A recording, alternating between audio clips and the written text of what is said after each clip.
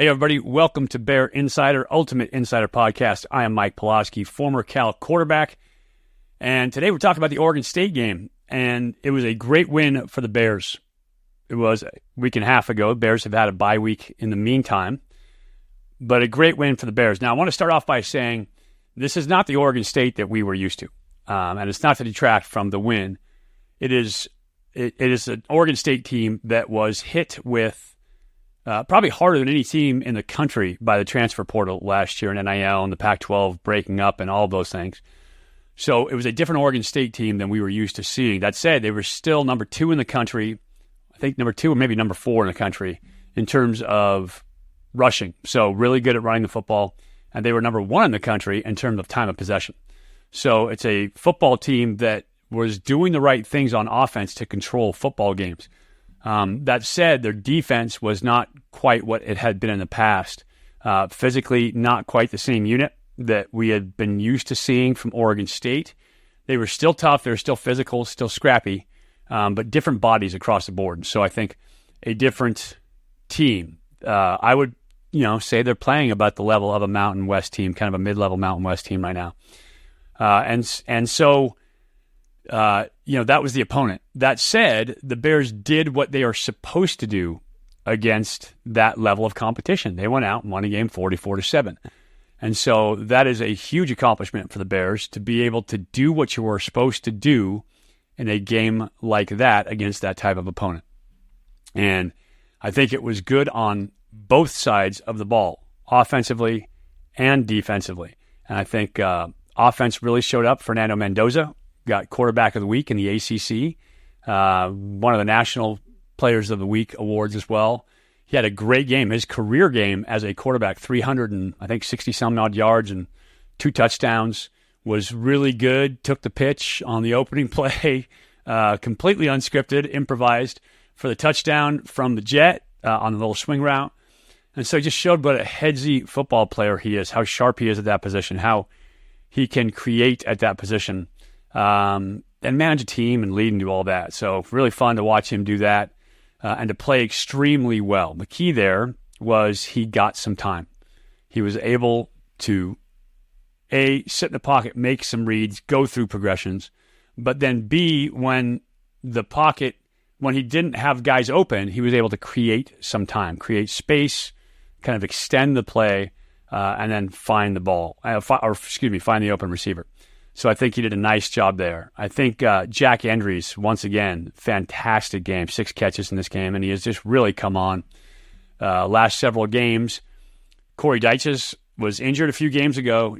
Jack Andrews has picked up all of that slack and been the guy who has become the go-to guy at that tight end position as the mover and the sniffer in the run game. And then he's just really good about being in the right spot, doing the right things, being exactly where he's supposed to be, and playing extremely well within the offense. That's what Jack does. And so really good to see him excel like he has. He's having a really good season. Now the last several games especially, he's really kind of broken out with some huge catches. So great game for him there as well. Good to see that on offense. Jaden Ott was back. Nice to see him back on offense. And I just think he adds. I think he had 10 carries for 11 yards, but he also added 4 more catches and another 60 yards there. And so having him as a guy who can do both, be in the passing game, be in there for the running game, and then, in pass protection as well, I think that makes a huge difference for this offense, just having the full bevy of backs available. Nice to get Jaden Ott back on the field.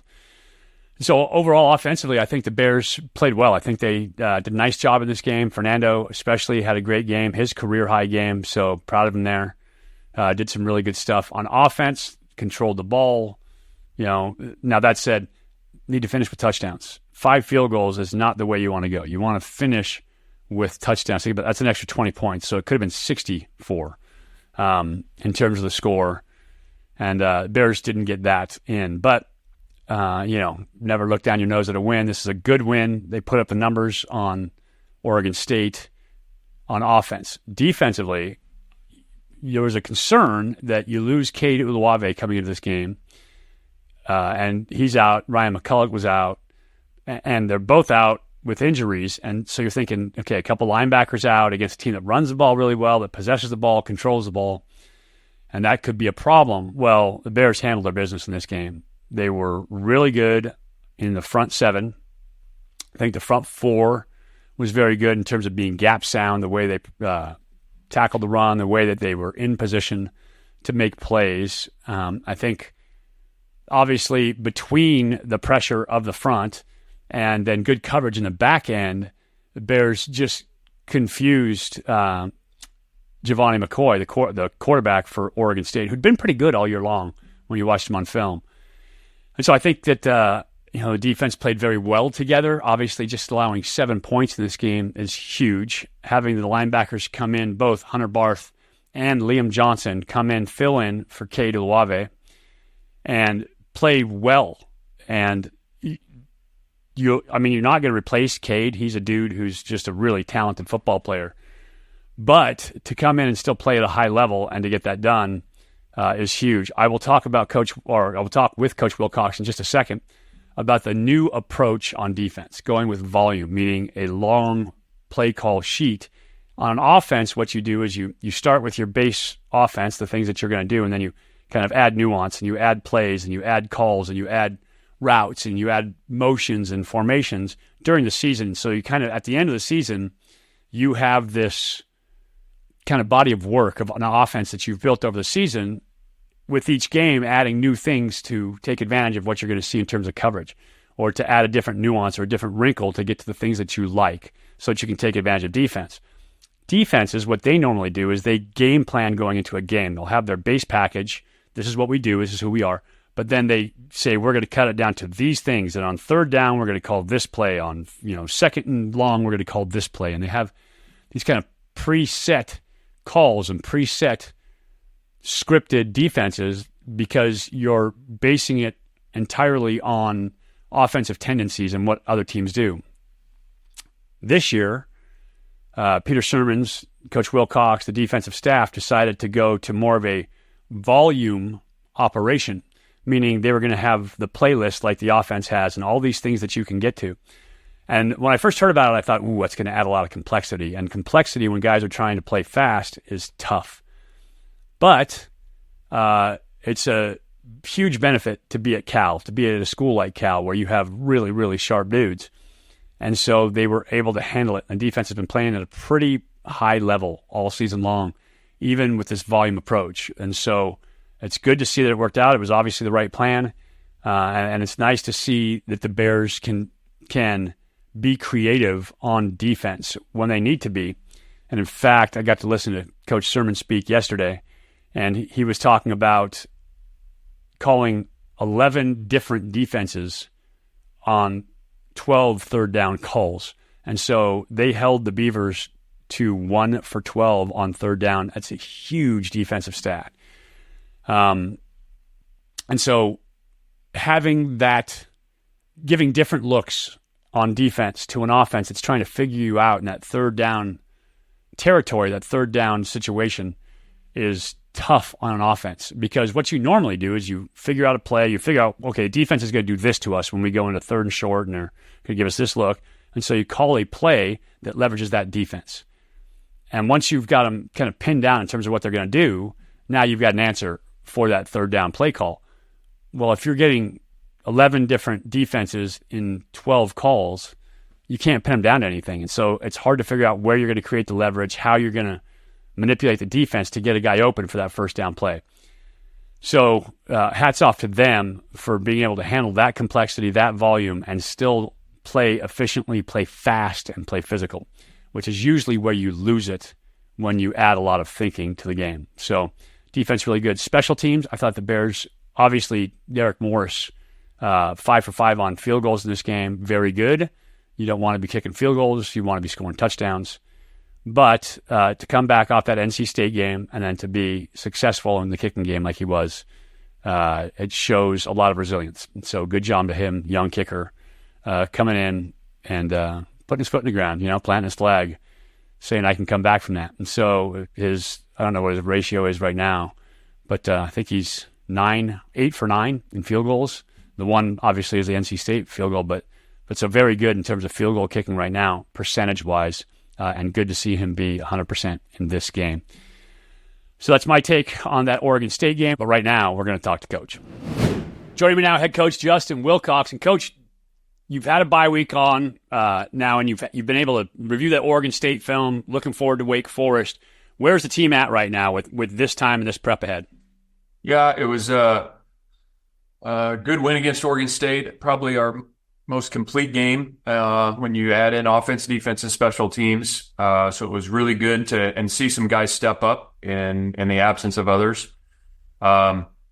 Still a lot to coach off of. And then we had the bye week to get some guys back and healthy. And we still, obviously, we're working football and got some situational work done with the guys who had been playing more, and then a lot of what we call Devo reps for guys who are going to continue to help us and play more and more this season. And then we got into our Wake Forest prep on last week and then again this Sunday. So it's been real productive, and hopefully get some guys back off of injury this week and next week. And it was our best game. So the goal would be to play our best game each and every week. So we need to build on that. We talk about mindset and the psychology of it all the time, right? As ex-players, we've both kind of been there. Talk about the difference about going into a bye week off of a win like that.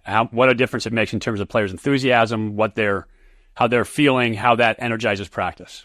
Well, as you know, when you walk into the team meeting after a win, there's a different balance, and it doesn't mean you don't practice hard if things don't go your way, and doesn't mean you're not giving great effort and all those things, but there is the human element, and everybody it feels different. And that's a great thing. We need that feeling more and more often. And as we have learned, like, the difference between that feeling and the other one, which isn't good, is razor thin, and the good thing was against Oregon State, we played pretty darn well in all phases, and we're able to get a pretty convincing victory.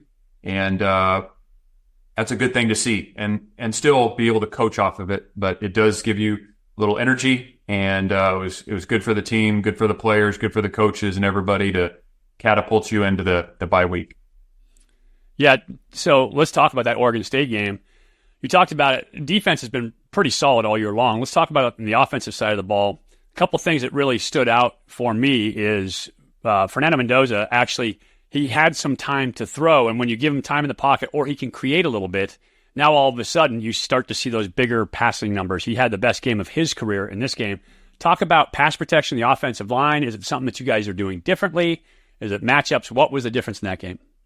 Yeah, I mean, there's a few small things, but it wasn't like we created, 6 different new protections. There's not a lot of new protections out there, as you know, Mike, and so the execution was better. We blocked their players. Our players blocked their players better than we had. We were able to buy time a couple times, and whether they had a max drop on or just a 4-man rush and the initial read wasn't there, he bought some time and guys got open down the field and we converted. We won on some routes and one-on-one or quarters or versus zone. So it all goes together, We thought we should have run the ball better than we did. We did not run the ball as effectively as we thought we should have. But we moved the ball. I think we only had 1 punt, which is great, but we had a lot of field goal attempts, which I'm glad we made those, but we don't want to lead the country in field goal attempts. We'd rather lead the country in PATs. Yeah, and red zone percentage, right, in terms of touchdowns. That's what you want. I realize now, for years, you talk about quarterback protection, having time and all that, but the ability for your quarterback to create space or to have space because the offensive line does such a good job giving him a dish, just really allows receivers to get open, to find a way downfield. And you can have guys that aren't necessarily 4-3 guys if they know how to get open when your quarterback has time. It just changes the game entirely. So I think that's obviously a huge thing for last week for the offense. Let's talk about the defensive side of the ball. You guys really good. This game, 7 points for the entire game against a team who ran the football pretty good, and against a quarterback in Giovanni McCoy who was pretty good on film when you watched him. Good football instincts, threw the ball well, made some plays, made plays with his feet. Why were you guys able to shut them down like you did? I think it starts up front, and the run game, we did a pretty good job in the run game. I thought we, fit things well. We tackled pretty well and got them into a lot of third downs, and then we were successful getting them off the field on third downs. So everybody's involved in that. Everybody from the front guys, the linebackers, and even the DBs who got to crack a place and tackle. But the run game, the run defense, I think they were fourth in the country coming in and running the football and holding on to the football. The time of possession, I think they were one of the best in the country, 35 minutes or something like that. So we got them off the field, and I think the third downs were really efficient, 1 of 12 or something like that. So I thought the defense, overall played pretty well. There was, I think they had 3 fourth down conversions late in the game, which was frustrating for our guys. We felt like we should have been able to get off the field on one of those. But again, you got to look at the positives, and there's a lot of positives defensively. Yeah, and holding them to 1 for 12 on third down is huge, and that's one of the aspects of shutting down the run game, right? If they're not getting 3 to 4 yards per carry early, then they have to take shots later on when it's a longer down in distance. Yeah, it was a complete opposite of our game against them last year.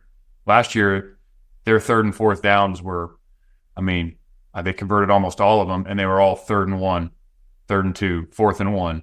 And they were, in our territory. So it's, when you back them up and they don't have 4 downs and you get them in 3rd and long, well, your chances go, your chances increase as you're going to get them off the field. And so really good job by the players, excellent job by the coaches. They have some good players. And so it's hard to stop anybody in college football anymore with the pace and the spread and all that stuff. So I really commend the players and the coaches for putting a really good game together. Yeah, a fantastic job. One of the things we've been talking about all year long is that nickel position. Matthew Littlejohn back for a little bit in this game. We saw some reps out of him. How nice is it to have him back in there and see Cam Sidney also playing well at that spot? Yeah, I think that's been a position we've talked a lot about. I thought Matt was noticeable. He made a couple plays coming off the edge, run game, and that was great. We did have a bust late in the game at that nickel spot, which hurt us. So that's a position right now. It's committee, and Cam Sidney, as we saw in the previous weeks, had done a good job and given us some solid reps there. But right now, it's really by committee, and we're looking for. And that's okay. Sometimes it's by call. Maybe it's matchup. Who's their slot? What kind of defenses are we playing? Are we playing a lot of man? Are we playing a lot of zone? Are we nickel pressuring? So all those things seem to play into it. One of the big things, Katie Olave, obviously, this last game absent, but you have Hunter Barth, you have Liam Johnson, these guys filling in that position. Talk about the ability to fill in for a guy as dynamic as Katie Olave and how those guys play at that position. Yeah, you don't replace Cade. Cade's a different type of athlete. And what was really impressive is just how efficient that both Hunter, how Hunter came in. He forced a fumble on kickoff. He had a third down stop. And then who made the play on the option? It seems like so long ago now. We had a third down option, and can't remember which guy it was, but they had practiced it all week. It was option to our right, their left, and we played it perfectly. And it was one of the Will backers played it great and got off the field. It was early in the game, and those guys know what to do. I think it really is a testament to Peter and how he prepares that position. Like to lose Cade Olave, and you notice when Cade's not out there, but it wasn't like you noticed because guys are busting and missing tackles. That group went in and played winning football. And that's a testament to Pete coaching them, and then those guys being coachable and knowing what to do when they get the game, making the most of it. Yeah, I got to listen to Peter talk yesterday up at Grid Club. He was talking about, and we had discussed this in the spring of last year, but going to more of a volume based on defense this year, right? Kind of working the defensive side in terms of the call sheet, kind of like you would work an offensive side of a call sheet, just kind of building on it as you go year long. And so for guys to be prepared, talk about how that's worked out, how much different it is to have guys prepared in that style of defense rather than a strictly game plan style of defense for each. Yeah, it is a lot more volume than we've carried, and it's been really good for us because there's a lot more pitches, than we've had in the past. And it takes a lot of coaching. It takes preparation. It takes guys buying in and meetings and walkthroughs because there's multiples. And it's not like we line up and play over cover 4 or man free every down. There's a lot of multiples in there. And the good thing is once they understand the concepts, it really teaches them defensive football. It teaches them 3D concepts. It teaches them zero. It teaches them zone. It teaches them all these different things. Where are you in the pressure pattern? And so on the front end, there's a lot of learning. But once you learn it, it gives us a lot more pitches to throw. And I think it probably gets harder for the offenses. And ultimately, it comes down to the players making the plays, too. I mean, you're talking about, some really good players. And again, it's a testament to the coaches that the guys, when Cade's out, that Hunter and Liam, I think Liam was the guy who made the play on the option, but if they go in and do their job and they're right where they're supposed to be and, make the play. And then we get in cover 2 and the quarterback pumps the ball and tries to throw the whole shot, and old Craig Woodson, here he comes and picks it off. I mean, it's just, it's a combination of those guys being really well prepared and then the players making the plays. And it's one of those things, too, as an offense, you come out and you show your formations, you show your sets and your motions, and all of a sudden you say, okay, the defense is going to do this to that set, so now you know what you got them locked into, so you call a play out of that set that now takes advantage of the leverage that you're going to get. But if you're using volume, and Peter said on those third downs, out of 12 third downs, you called 11 different looks on defense, that's hard to put your finger on it. That makes it tough as an offense. Yeah, and that'd be the goal, is just to, if the other team knows what you're doing, you just have to be better. And there's teams that play like that, and they play, they play well. But if the other team knows you're in 2-man or you're in single high man free or whatever, I mean, there's a lot of things you can design to beat those in quarters. You can design stuff to beat it. And then you just have to win your one-on-one. Like, the players have to win. And we've had some players winning, and then it's also, you're not exactly sure where they're going to be. And so I think that's been a real positive for us on defense. So your biggest takeaway from this Oregon State game before we move on and start talking about Wake? Well, I think just builds confidence. I think the guys have been confident because we've talked before, even the very difficult October we had, it wasn't like, it's not hopeless. I mean, hopeless would be you're getting blown out by 3 or 4 touchdowns. That wasn't the case. The case was like, we need one more play. And it feels a lot different. That locker room, that team meeting feel a lot different. So let's find ways to play our best each and every play and not worry about the outcome. Don't worry about the scoreboard and what it says. We're going to finish the game, play really good football in the fourth quarter, and let the results be what they are, but not get caught up in what happened last week, what might happen at the end of this game. Just go play your best football, do your job the best you can, and focus on the process of playing great and not worrying about winning. Yeah, so difficult. That one-at-a-time mindset, right? It's really a mantra that has to start and then just pick up speed. It's a whole process for young players especially who can be so distractible by what's going on around them. So it's a good lesson. It always feels good. My former head coach in the Arena Football League used to say winning is the glue that binds a team together.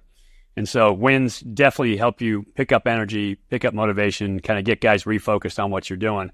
And then a week off can help as well. This week, Wake Forest. Had a good chance to watch them against Stanford, against NC State. Tell me about the team that you see on film from Wake Forest. What do you expect? Yeah, Coach Clausen is a heck of a coach. I've competed against him before, way back when he was at Bowling Green, and he's a really good coach. They're going to be well prepared. They play hard. Offensively, they have some things that we've seen on tape from other schools, and then they have the slow mesh or walk the dog or whatever you want to call it. It's real unique. They've been the best at it, to be honest with you, and they still use it, which gives them time to really put the defense in a bind. The guys making decisions on defense, whether they're playing the run or covering the pass, and so they do a great job with that. The running back's a very good player. He gets a lot of yards after contact. Somebody gave us a stat that he had as many yards after contact in the country other than maybe the back at Boise State. And so he's very hard to tackle. They got good receivers. Defensively, they're multiple. They'll give you odd front. They'll give you even front. They play different zones and man-to-man. 55, the interior tackle is a hard guy to block for people. The safety's got a bunch of production. They get a lot of tackles for loss. So they're a good football team, and they're going to play really hard, and they got good players. So we'll need to play our best game, and that's our goal each and every week as we finish the season. Yeah, talk to me about defending that slow mesh. As a quarterback, I watch it, and it just feels gross because you can just feel how crowded the quarterback feels as he's walking into that line of scrimmage, but pulls it to try to throw. But they found a way to make it really effective and kind of use it. It looks to me like they're helping the quarterback kind of read coverage, making you reveal what you're going to give as part of that. Sometimes it's literally just pass pro, but out of a slow mesh look, it looks like to me. Yeah, it creates more time for the quarterback to read it, as opposed to, the quick zone read. Does the DN chase the dive? Does he play vertical to me? Does he sit? Or maybe you're reading the wheel backer or the weak safety. We're going to ride the back, see if the weak safety drops, and we'll throw the slant behind it. This one just takes a lot longer. And so, you got to be really good on your coverage rules. You got to do a great job with your second level defenders, whoever's responsible for the quarterback or the B-gap run fit or whatever it is, the front guys fitting together, understanding what's happening, and then the cover guys reacting the right way to that slow mesh. So they've done a really good job of it. You see other teams that have started to implement it, but I would say these guys have coached it and done it the longest and do it the best. Yeah, Wake Forest is the first place that I saw it with Coach Clausen. I haven't seen it, I hadn't seen it anywhere else. I saw Stanford try it for a little bit, and I've seen it other places, but I haven't seen anybody be as effective with it as they have been. Talk to me about the quarterback, Hank Bachmeier. His brother, obviously Tiger down at Stanford. He's a transfer guy for Wake Forest. I really like him on film. Yeah. We recruited Hank Hard in high school. We've recruited a Bachmeier for the last 8 years, I think. Yeah. Went to Boise State, started as a true freshman, I believe, there. He's a good football player. He went to La Tech, was really productive. He's tough. He's accurate. He's got athleticism. He feels the game well. He's played a ton. Not much surprises him, I don't think. So he's just a good football player. He's a seasoned QB. He's been through a lot, seen it a number of different ways. And so, anytime there's a veteran quarterback that's got that many snaps under his belt, that's always going to be a positive, for them. So, he's doing a heck of a job. And he's got a nice receiver who's also their top return guy in Morin, number 2. Yeah. He's a good-looking athlete on film as well. He is. He's a really good athlete. He's very productive on offense. He's also one of the best. Their punt return unit is one of the best in the country. They do a great job on punt return. He's a big part of that. He gets north and south. He sets up blocks really well. You can just feel like he's got great instincts for the game. That's what jumps out about him. He catches the ball. He's got great instincts for the game. He knows how to set things up. He just sees football really well. Yeah, I think he's number 2 all-time at Wake Forest in terms of punt return. So a guy who's really good football player there. The running back, Claiborne, you mentioned him earlier. He's a guy that's just as effective out of the backfield as he is running the football as well. The slow mesh is one thing to run the football, and then the other 40-50% of the time they're running normal kind of zone read stuff or outside zone or normal football plays. But he's really good in the passing game as well. He is, and they do a great job with him. Whether they're giving you got the slow mesh stuff, you have the traditional run game, and then you got him out of the backfield, catches the ball well, and it just goes back to he's real hard to tackle. There's times when you could pause the tape. It's like, okay, the defense is in good position here, and then he gets another 10, 12 yards, 16 yards, 4 yards. He's always going forward. It's very rarely that he's taking a negative play. And he can catch the ball. As you said, he runs good routes, and so they utilize him in a number of different ways. So offensively on the road, what do you guys have to do? It's going to sound like a broken record, but we got to stay ahead of the chains, not go backwards with pre-snap penalties or giving up sacks. And the theme is finishing drives. Once we get the first down, and once we get into the red zone, we got to find ways to score touchdowns. And so we spend a ton of time on red zone offense. What are we calling in the red zone? Who's playing in the red zone? What are the things we need to do a little bit differently down there to get the ball into the end zone? And just the big difference maker, right? This last Oregon State game, even there, we had pre-snap penalties where you can, it's like that's the one thing that you and I have talked about this time and time again, it has to get cleaned up. Get guys doing the right thing before the snap. Yeah, this is a unique year that way. We've had a lot of years where we haven't had hardly any issues with that, but for whatever reason, and we're trying to find that reason, whether it's a little bit of angst, whether it's the matchup, confidence, just like seems like it might be one of a number of things, and it might be one of a number of things for different guys. And so hopefully getting some stability in there with 5 guys playing together for longer periods of time. We feel hopefully that will make a difference. And then the guys that are in feeling very confident about who they're targeting, what their technique is, the matchup, that they have confidence in their abilities. All those things seem to be a key. And then, the things that happen on the perimeter. I mean, receiver can't jump off site. I mean, we had it happen in the Oregon State game. It can't happen. It's happening, unfortunately. And I say it can't happen. It does happen, and it happens at every level of football. It happens in the NFL, but it's one of those things that falls under the controllable category. And if you're going to, in these games where the margins are so small, you can't afford to make those mistakes and expect to win when the margins are that thin. Yeah, and it's a huge thing, right? You self-regulate so that you handle your business, and once you do that, the whole team regulates around it. And so each individual is responsible for that, but also as a team deal, that's the accountability there. So unique stuff. Playing football, people don't realize how much of it is a mental game, and you guys get to deal with it every single day. So I appreciate your time here today, Coach. I'm not looking forward to the red eye on the way back, but I'm looking forward to the trip and seeing you guys play back in North Carolina. Sounds good. Go Bears. Thanks, Mike. So that's Coach Willcox. Obviously happy about the Oregon State game. There's always stuff to work on as a head coach, and no head coach will tell you it was great. We didn't change a thing. There's always stuff to improve at. And so took the bye week to take advantage of that. You use the bye week to improve on situational stuff. So were we good in third down? If we weren't, we practiced that. Were we good in the red zone? If we weren't, we practiced that. So the Bears, I'm sure, did a lot of red zone work, finishing drives, finishing in the end zone rather than with field goals, trying to figure out a way to get that extra plan on the offense to get the ball into the end zone. Huge difference maker for them, especially as we head down the stretch of the season here. Going to need to get touchdowns instead of field goals.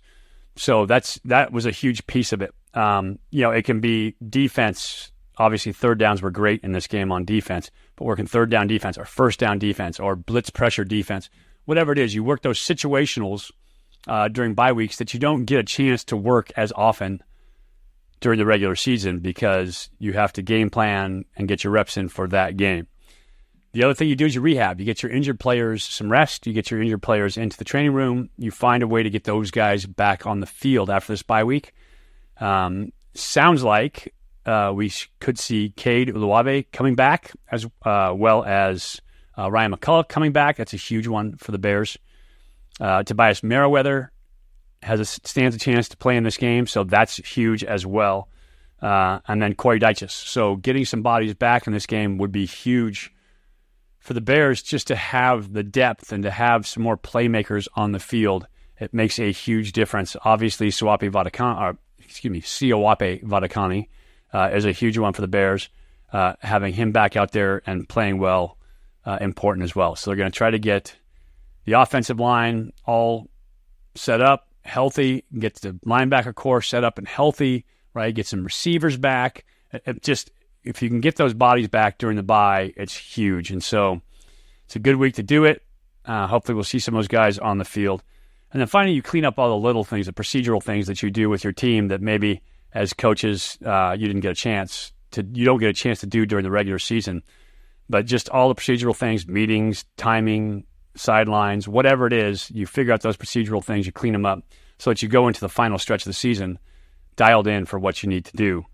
And it's a big one for the Bears to kind of finish this thing out. Standing at 500 right now, they have to figure out a way to A, get bowl eligible, but then B, you want to finish with 4 wins if you can do it. And so Wake Forest, to me, as I look at the game, it's a good football team, but the Bears have the talent to beat this football team.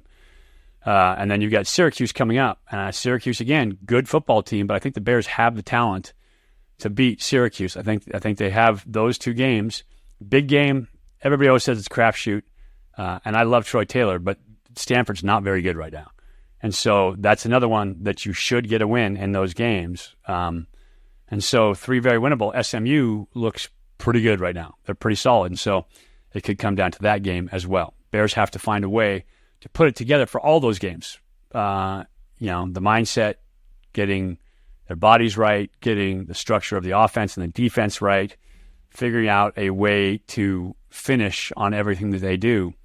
And it's absolutely key. Now, I'll tell you, a lot of you guys think that this, doing the radio is glamorous for the Bears. This week, we travel out on Wednesday, and then we stay there until the game Friday, obviously, but then we get back on a plane right after the game to fly back home and get back in at 4 or 5 a.m. on Saturday morning. So not quite as glamorous as it always looks. Nobody's looking forward to the red eye, but I am looking forward to this game down in North Carolina. I get to see an old teammate, Dwayne Odom, played outside linebacker for us.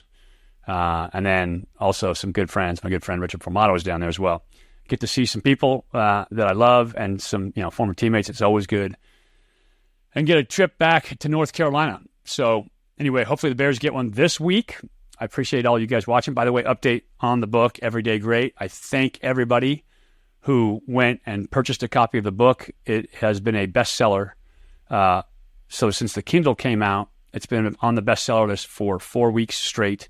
And it was the top new release in 3 different categories on Amazon. So I cannot say thank you enough. I actually got to do a book signing last week at the Oregon, or 2 weeks ago at the Oregon State game. It's awesome to see everybody. I appreciate you guys. Again, text GREAT to 55444. Text GREAT 55444. And we'll get on the email list. I'll let you know about any book signings coming up. I'll give you all kinds of backside content too. And we'll slip in a lot of stuff about the mindset that athletes need to have. So I think you guys will enjoy that. But I appreciate your support. My Cal family has never let me down. And you guys were awesome once again. So thank you very much. I appreciate you. And I'll talk to you again from North Carolina. You can catch us on the radio, KGO 810, and coming to you live 8 o'clock Eastern Friday, so 5 o'clock out here, and you can listen to us, turn down the TV, listen to our radio. You can sync it up at syncmygame.com. Anyway, good to talk to you today. I hope you enjoyed it, and hopefully we can enjoy the game this Friday. For Bear Insider, Ultimate Insider, I'm Mike Pawlawski. As always,